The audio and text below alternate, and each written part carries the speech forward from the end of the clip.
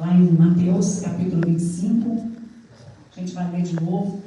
Irmãs, não é uma palavra muito fácil de ser pregada. É muito fácil a gente vir aqui, contar milagres, contar a respeito de cura, contar a respeito de bênção. Mas quando a gente olha para dentro de nós mesmos, a gente percebe quantas coisas nós precisamos ainda ser trabalhadas pelo Senhor, né? E essa parábola, eu gosto muito, Jesus é muito simples, né? Jesus é muito sábio. E Jesus sempre gostou de trabalhar com parábolas, porque Jesus ele pegava algo que era comum naquela época para transmitir verdades espirituais grandiosas. Então, quando ele fala para os judeus a respeito de um casamento, era a respeito de algo que eles já conheciam. E é tão diferente dos nossos dias, porque ontem mesmo eu estava no casamento e a gente ficava naquela expectativa de ver a noiva, né? Mas o casamento judaico é diferente. A expectativa está em cima do noivo e não da noiva. E esse sermão, essa palavra de Jesus aqui, ela não começa aí. Essa palavra que a gente só vai encontrar lá no Evangelho de Mateus, ela faz parte do sermão escatológico de Jesus. Jesus está trabalhando com seus discípulos ali. Eu queria que você pudesse estar com o seu coração voltado, porque eu creio que Deus vai falar conosco nessa noite. Talvez não é aquilo que você deseja, mas é aquilo que nós precisamos nesses dias. E Jesus então começa a caminhar com seus discípulos, e os discípulos, olhando aquela construção ali do templo, o templo que tinha sido construído por Salomão, tinha sido destruído pelo Império Babilônico, tinha sido reconstruído por Esdras, por Neemias, tinha sido reformado por Herodes. E ali estava aquele templo grandioso, e os discípulos olham para aquilo estupefatos e exclamando: que coisa linda, né? Então Jesus olha para eles, já sabendo de tudo que iria acontecer, e fala: olha, não vai ficar aqui pedra sobre pedra, tudo vai ser removido daqui. E isso aconteceu tempo depois. A gente sabe, né, quem já foi, quem já pisou lá em Israel, sabe como é lá. E não tem mais nada ali daquele templo, a não ser aquele muro das lamentações, onde o povo se reúne ali para pedir que o Messias venha, o nosso Messias que já veio.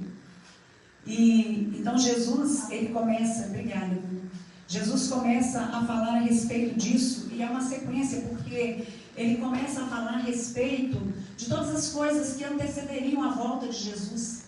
Tudo que iria acontecer, falou de guerras, de rumores de guerras, de reino contra reino, nação contra nação, falou sobre terremotos, falou sobre fome. O que acontece é que numa convergência tão grande de sinais, nenhum tempo da história houve como no nosso tempo. Nós, literalmente, nós somos espectadores da palavra, da revelação de Cristo no Apocalipse. A gente está começando a ver essas coisas. A gente está começando a experimentar já as dores de parto. E Jesus estava como que preparando. Se você começar a ler ali o capítulo 24 de Mateus, você vai seguir até o capítulo 25.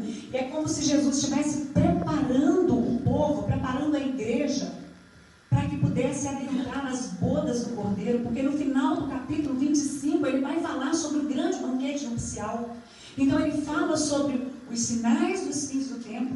Ele vai falar sobre os talentos, aquilo que ele deu para cada um de nós, para que nós possamos usar para o crescimento do reino, os dons que ele nos deu, e ele vai nos pedir conta disso que nós temos feito com aquilo que ele colocou nas nossas mãos, para que o reino seja engrandecido, para que muitas pessoas se voltem para Cristo.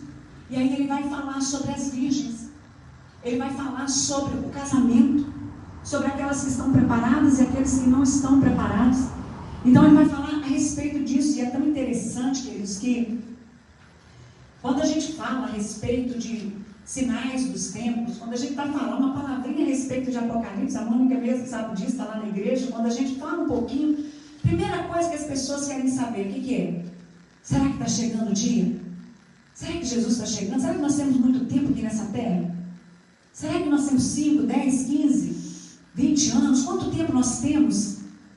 Nós temos essa indagação, né? Será que nós temos esse tempo todo ainda para viver nessa terra?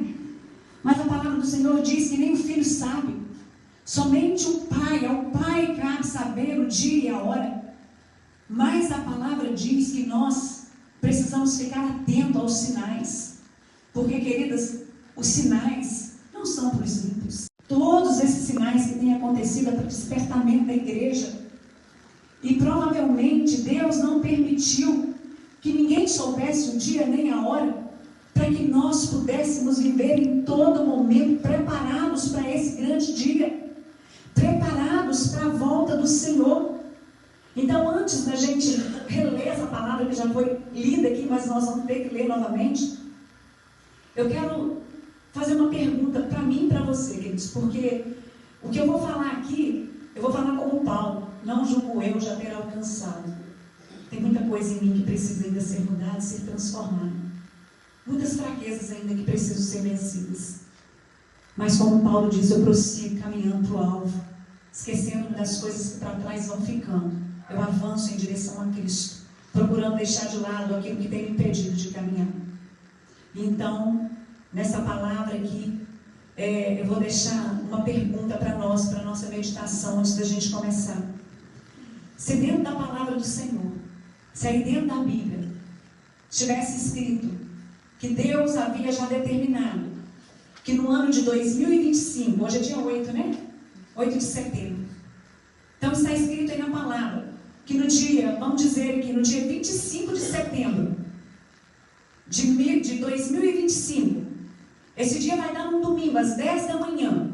Este dia está aí com certeza, é o dia que Jesus vai voltar para buscar a igreja. Você tem plena convicção de que este é o dia, está faltando só 20 dias, alguns dias para chegar esse dia. Tem algo na sua vida que precisa ser mudado, queridos? Será que você mudaria algo na sua rotina? Será que você abandonaria algo? Será que você faria algo diferente se você soubesse? O que Jesus quer nos ensinar com essa palavra? Qual é o despertamento que Ele quer trazer para nós, queridos?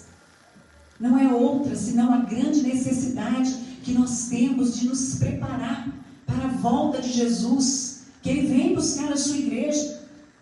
Preparar porque vai ser eminente a sua vinda. Vai ser um abrir e fechar de olhos.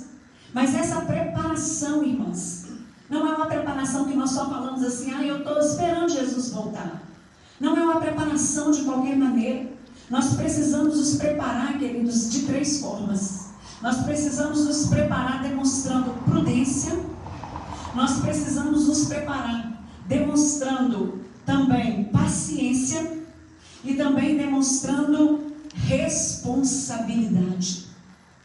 3 características de quem espera o Senhor de verdade, demonstrando prudência, paciência e responsabilidade. O que é esperar com prudência, irmãos? Prudência é a qualidade daquele que vê o mal e se desvia.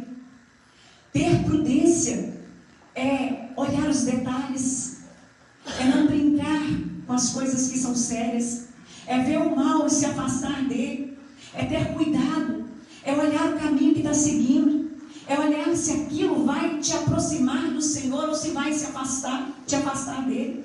Isso é ter prudência nesses dias. Isso vai me aproximar do Senhor? Então eu vou fazer. Isso vai me afastar? Então eu não quero mais para mim. E também precisamos aguardar com paciência. Sabe por quê, irmãs? Tem muitas pessoas que caminharam conosco, mas não tiveram paciência de esperar. E hoje não estão mais conosco. Hoje já estão caminhando, trilhando outros caminhos. E a paciência, queridos, não faz com que a gente leve a vida esperando Jesus de qualquer maneira. Eu tenho paciência, eu vou esperar, mas vou esperar do meu jeito. Não, essa paciência precisa gerar em nós santidade. A paciência precisa gerar em nós mudança de vida, desejo de nos parecer com Cristo cada dia mais.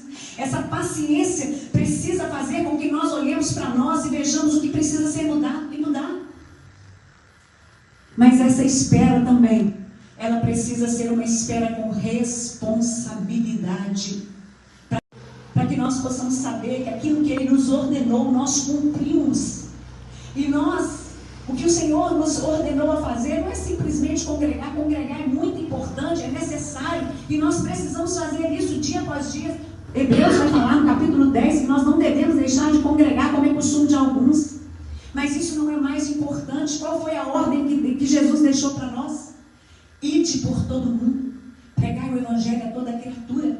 Quem crê e for batizado será salvo, quem não crê já está condenado. Esta é a nossa obrigação.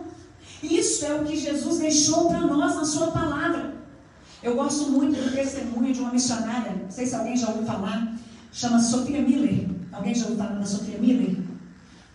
Sophia Miller era uma nova-iorquina e ela se converteu, ela aceitou Jesus. E logo assim que ela aceitou Jesus, ela passou 50 anos da sua vida servindo na selva amazônica, na parte colombiana. Ela foi ali traduzir a Bíblia do inglês para aquele idioma indígena. E ela ficou ali, ela doou a sua vida em prol de missões.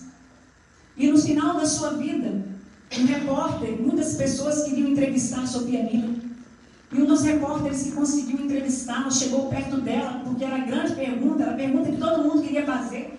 Então chegou para ela e perguntou para ela: Sofia, missionária Sofia, quando foi que a senhora descobriu o seu chamado para servir aqui na selva amazônica e para ganhar índios, porque ela ganhou milhares de indígenas para o Senhor? Aquela mulher, de uma forma simples, ela olha para os olhos daquele jornalista e diz: eu não descobri o meu chamado, eu simplesmente li na Escritura e obedeci o chamado. Simplesmente li e obedeci. Vamos aprender um pouquinho com elas então? Olha só, o que diz aí no primeiro versículo?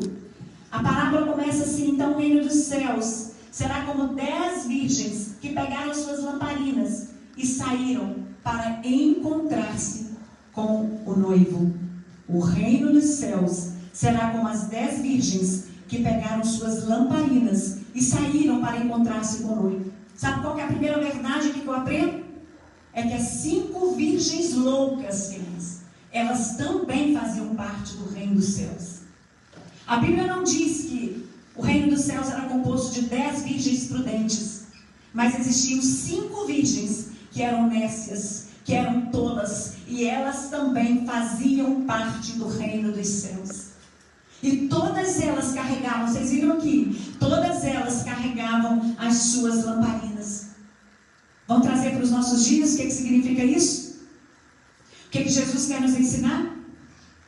É que tanto as loucas quanto as sábias, elas faziam parte de uma igreja local. Todas elas, vamos dizer, que tinha uma carteirinha de membro de igreja. Todas elas, queridos, talvez fizessem parte de algum departamento da sua igreja local. Talvez elas cantassem no ministério de louvor, talvez elas participassem de um coral, talvez elas fizessem parte do grupo de intercessão. E o que eu quero dizer para vocês, para nós, é que estar na igreja, fazer parte de algum departamento, isso não nos garante subir no arrebatamento. Porque essas virgens loucas, essas virgens nécias, elas representam aquele crente que até tem lamparina, até faz parte de uma igreja local, às vezes é até cheia de cargos na igreja. E isso também é muito importante. Mas se não tiver óleo, queridos, de nada adianta.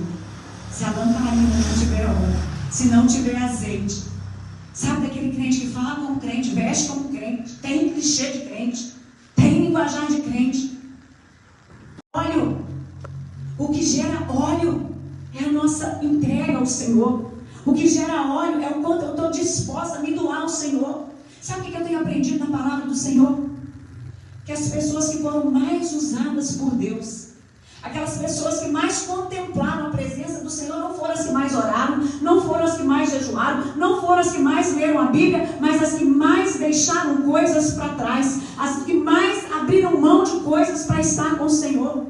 Moisés contemplou a glória do Senhor, ele deixou tudo que ele tinha no Egito, mas ele contemplou a glória do Senhor. Eliseu, quando foi chamado para ser profeta, ele mata aqueles bois, ele pega aquele carro lá, ele queima, ele sacrifica os bois, ele deixa tudo de lado. E ele realiza muito mais milagres do que Elias realizou. Quando nós abrimos mão, porque o difícil para nós, irmãos, é deixarmos quem nós somos, é abrir mão das nossas vontades, é fazer como Paulo, e dizer como Paulo: não mais vivo eu, mas Cristo vive em mim. Isso que é importante. Então, ter lâmpada não é suficiente. O que importa é sermos cheios do Espírito Santo. A segunda verdade é encontrar encontrar-se com o noivo. O texto diz que as 10, tomando suas lamparinas, saíram para se encontrar com o noivo. Ou seja, o fato de nós estarmos esperando o noivo, como muitas vezes nós cantamos, como muitas vezes nós declaramos, isso não quer dizer que nós vamos subir. Sabe por quê, queridos? Porque muitas vezes nós podemos até falar, mas o nosso coração não sente aquilo que nós falamos. Essa semana eu estava conversando com uma menina, queridos, e eu não estou julgando ninguém, mas eu conheço muito bem essa pessoa, ela está fora mesmo da presença do Senhor. Ela já andou um tempo, ia um pouquinho na igreja, mas hoje está totalmente fora, com a vida toda torta. E aí, quando ela passa uns apertos, às vezes eu encontro com ela fala assim: eu estou doido que Jesus volta, porque pelo menos acaba meu sofrimento. Eu brinco com ela: será que vai acabar seu sofrimento mesmo ou vai começar? Né? Então as pessoas falam da boca para fora, queridos, mas Deus, Ele conhece o nosso coração, Ele sabe a intenção do nosso coração. Então não é aquilo que nós falamos, mas aquilo que Deus vê dentro de nós, aquilo que Deus enxerga em nós. Tem um texto lá em Oséias, no capítulo 7. Eu gosto muito da palavra de Oséias, do livro de Oséias, porque é uma chamada para o povo de Deus ao arrependimento. E aquele povo ali era o povo de Deus, o povo que estava acostumado a ir para o templo, estava acostumado a cultuar, estava acostumado a sacrificar no templo, a adorar o Senhor, a cantar os cânticos, os salmos. Era o povo de Deus, era o povo crente. Mas sabe qual que foi a palavra que Deus deu para Oséias? Olha só, ele diz assim: olha, Oséias, o seu povo não está percebendo que eu os observo. Eles estão cercados por seus atos pecaminosos, mas eu vejo todos eles. Eles estão dizendo que me servem, eles estão vindo aqui no templo, estão sacrificando, mas eles estão cercados por atos pecaminosos e eu estou vendo todos eles, meus olhos estão sobre eles. Oh, irmãos, eu queria ter trazido outra palavra aqui, porque é dura para mim também, mas ela é necessária para os nossos dias, porque nós não podemos mais brincar. Nós precisamos nos posicionar, e a correção do Senhor às vezes ela é dura, mas Ele não olha como o homem vê, Deus olha o nosso interior, Deus conhece o nosso coração, e às vezes nós estamos falando coisas tão bonitas, nós estamos cantando coisas tão lindas. Todo mundo gosta de cantar, mas a igreja será arrebatada, no piscar de olhos acontecerá. Será que é isso que nós estamos querendo, irmãos? Será que é isso que nós estamos desejando de fato, de verdade? Às vezes nós estamos cantando isso, mas nosso coração está cheio de lixo. Às vezes nosso coração está cheio de rancor, cheio de falta de perdão, cheio de coisas ruins. A gente passa perto de alguém que a gente não gosta, vira a cara, faz de conta que não vê. Uma coisa que eu tenho aprendido, que o contrário do amor não é o ódio, o contrário do amor é a indiferença. E muitas vezes nós estamos tratando os nossos irmãos com indiferença. O que diz a palavra do Senhor? 1 João capítulo 2 diz assim: quem ama o seu irmão permanece na luz. Nós estamos falando de luz, nós estamos falando de candeia. Então quem ama o seu irmão permanece na luz. Você quer que a sua lamparina seja cheia? Então ame. Ame de verdade, ame sem hipocrisia. Perdoe quem você precisa perdoar, conserte.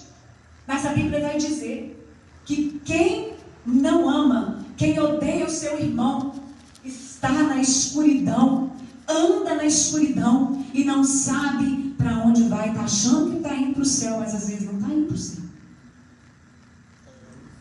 Está achando que está indo para um lugar, mas não está indo, porque a escuridão cegou. E a Bíblia vai dizer: porque Deus é luz e nele não há treva alguma. Então as simples sensatas pediram às outras: por favor, deem um pouco do seu óleo, pois as nossas lamparinas estão se apagando.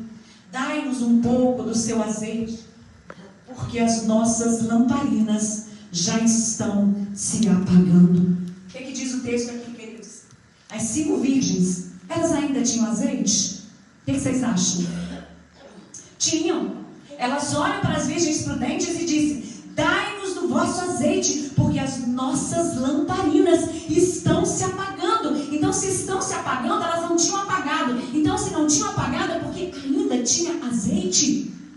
E o que o azeite representa? O azeite representa o Espírito Santo. O azeite representa a fé.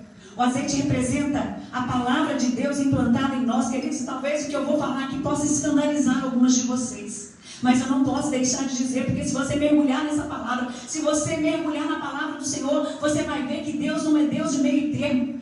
Ou é Deus, ou é o diabo. Ou é céu, ou é inferno. Ou é frio, ou é quente. Não existe meio termo para Deus. Não existe meia santidade. Ou você é, ou você não é. Ou você caminha com o Senhor, ou você não caminha. As 5 virgens, elas tinham o Espírito Santo. E mesmo assim elas ficaram. Por que isso aconteceu? Por que isso acontece? E quando eu li isso aqui, quando eu comecei a meditar nisso, queridos, como meu coração entristeceu. O que faz com que o azeite vá se findando na nossa vida? O que faz com que o óleo vá vazando dentro de nós? Que esse azeite vai se perdendo dentro de nós? Muitas vezes quando nós começamos a flertar com as coisas deste mundo. Muitas vezes quando nós damos muito mais valor às nossas coisas do que às coisas do Senhor. Quando nós priorizamos muito mais o nosso bem-estar do que aquilo que Deus tem para nós. Quando nós não damos importância às coisas que Deus tem como importância. Porque é com amor com que nós nos amamos uns aos outros que as pessoas vão conhecer que nós pertencemos ao Senhor. E essa igreja de Filadélfia, Jesus não dá nenhuma advertência para ela. Jesus abre as portas vão estar abertas para vocês. Olha só o que Jesus diz aqui a respeito da igreja de Filadélfia. Sei de tudo que você faz. Fala assim que, olha, vocês têm pouca força, mas ainda assim obedeceu a palavra e não negou o meu nome. Lembra que as virgens sábias, elas até adormeceram porque tinham pouca força, mas elas tinham óleo na botija. E aqui o Senhor está falando, vocês têm pouca força. Irmãos, nós estamos vivendo disso, que nós estamos enfraquecidos, mas nós não podemos deixar de faltar o óleo na nossa botija. Nós precisamos buscar essa presença em nós, buscar em Deus, que Ele nos encha dessa presença. Mas você não negou o meu nome. Veja, obrigarei aqueles que pertencem à sinagoga de Satanás a vir e prostrar-se aos seus pés, porque obedeceu a minha ordem para perseverar. Eu o protegerei do grande tempo de provação que virá sobre todo mundo, para pôr à prova os habitantes da terra. Apegue-se ao que você tem, para que ninguém tome a sua coroa. Então essa igreja não recebeu nenhuma advertência, mas para a igreja de Laodiceia, que achou que estava tudo bem, estava tudo ótimo, estava tudo tranquilo, uma igreja religiosa, que continuava cultuando o Senhor mais friamente. O que Deus diz para ele? O que Jesus fala para ele? Porque você não é frio e nem quente, eu vou vomitar vocês, porque vocês são mornos. Vocês acham que são ricos, vocês acham que tem tudo, mas vocês precisam comprar hoje. Precisam comprar vestes brancas. É isso que o Senhor está falando conosco nessa noite. É isso que o Senhor quer de nós. E Ele diz, porque senão eu vou vomitar vocês da minha boca. Só um pouquinho de azeite. Tomaram a decisão tarde demais. Isso é para nós, irmãos. Quem aí não sabe que muitas vezes a gente está tão frio espiritualmente? Quem aí não sabe que está precisando buscar mais? Às vezes a gente levanta e fala, meu Deus, eu preciso tanto buscar mais. Eu estou me sentindo tão vazio.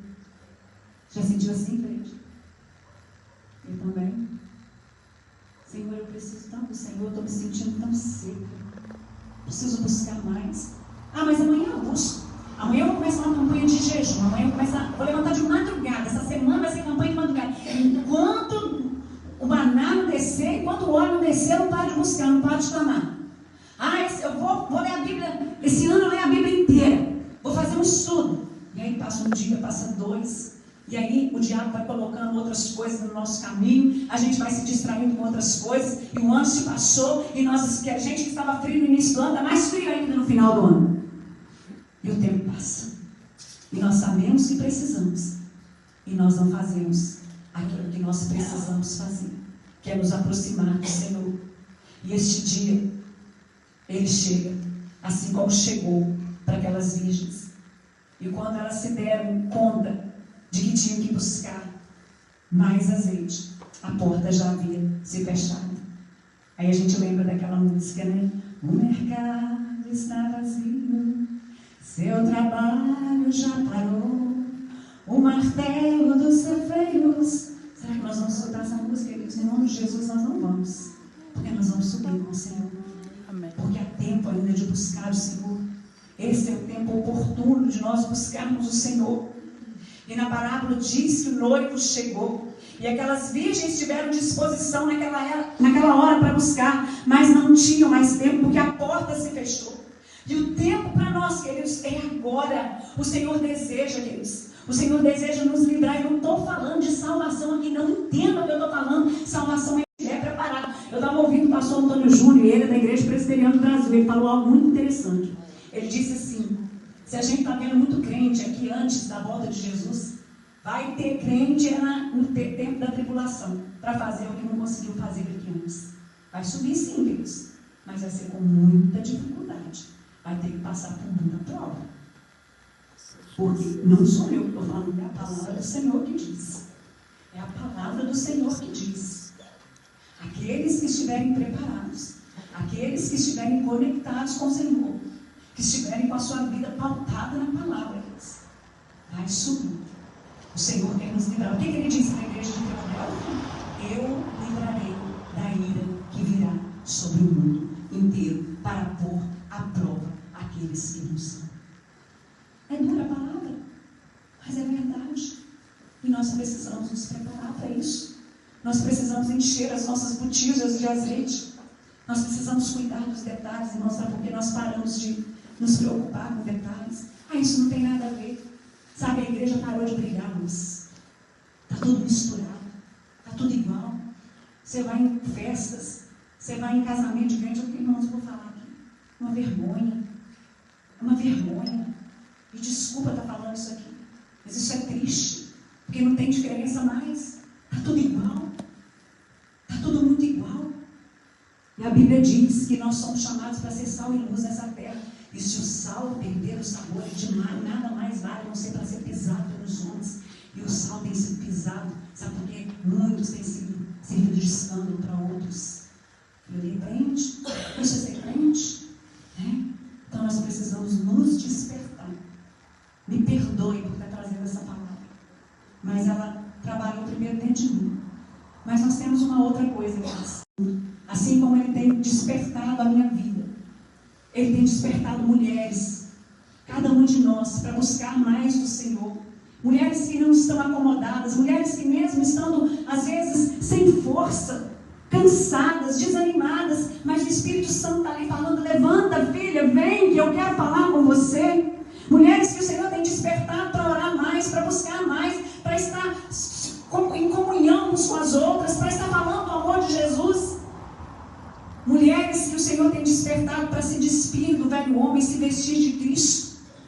Eu creio, queridos, que o Senhor está levantando uma geração que vai buscar o Senhor com toda intensidade. Eu creio nisso. Eu não sei como está a sua vida, eu não sei o que você tem passado, eu não sei qual é a sua luta, mas a palavra do Senhor diz que Ele dá graça àqueles que necessitam para passar por todo tipo de provação. Ele é que nos coroa de graça, Ele nos coroa de justiça, Ele nos dá força para caminhar. A palavra do Senhor diz: vinde a mim, todos vós que estáis cansados, sobrecarregados, às vezes com o peso da culpa, com o peso do pecado, com o peso de tantas coisas. Aprendei de mim, que sou manso e humilde. Vamos aprender com o Senhor, vamos buscar o Senhor. Que essa palavra, queridos, possa gerar fruto no nosso coração, possa nos despertar. E eu creio, queridos, que através dessa palavra, eu creio que o Senhor vai levantar mulheres que estão dispostas a se levantar, a se posicionar, não só dentro da sua casa, mas dentro da sociedade, dentro de resplendor, como sal e luz, fazendo a diferença onde andar, falando do amor de Jesus, proclamando a liberdade em Cristo Jesus, porque foi para isso que Ele nos alcançou.